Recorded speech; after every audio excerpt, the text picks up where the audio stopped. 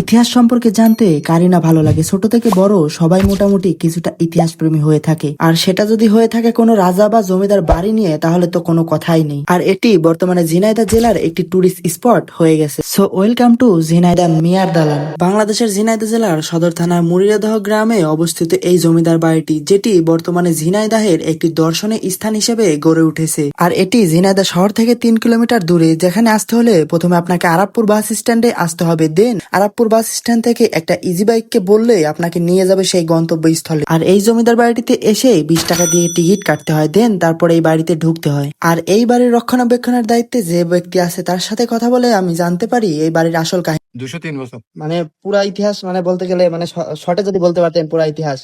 এই বাড়িটা নির্মাণ করছিল সেলিম চৌধুরী, সম্রাট শাহজাহানের বংশের। নির্মাণ করার পরে উনি মারা যায়, তারপর কিছুদিন পর ওনার বিবে মারা যায়। তারপরে রাজেন সিং চিটাগাঙ্গের একজন নিলামকৃত ভাবে কেনে, সে জেনার অত্যাচারে বসবাস করতে না পেরে জুব্বর মোল্লার কাজ আছে, জুব্বর মোল্লা বসবাস না করতে পেরে আমাদের বাদশা সাহেবের কাজ আছে। এখানে কি মানে জিনের উপদ্রব বেশি ছিল তখন? আছে আছে। আর এই বাড়িটা নির্মাণ করা হয় মানে কিভাবে তখন? ওই 1229 সালে মিস্ত্রি নিয়ে এসে, মিস্ত্রি নিয়েছে। জেন হলো সহযোগিতায় ছিল।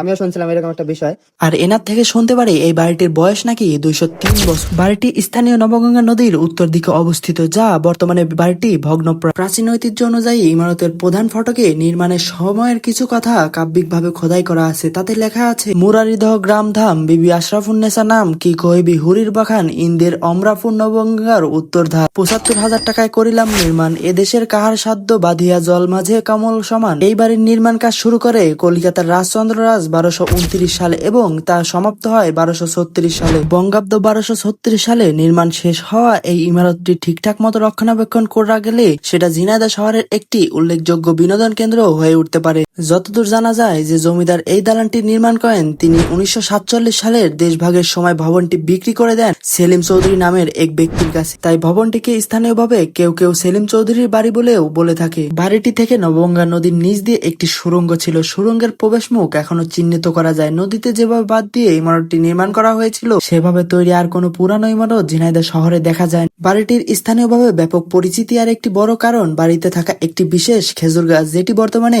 মারা গিয়েছে। যে গাছটিতে একাধিক মাথা ছিল এবং প্রতিটি মাথা থেকে রস আহরণ করা হতো। সো আজকের ব্লগটা এ পর্যন্তই। দেখা হচ্ছে অন্য কোনো নতুন ব্লগে।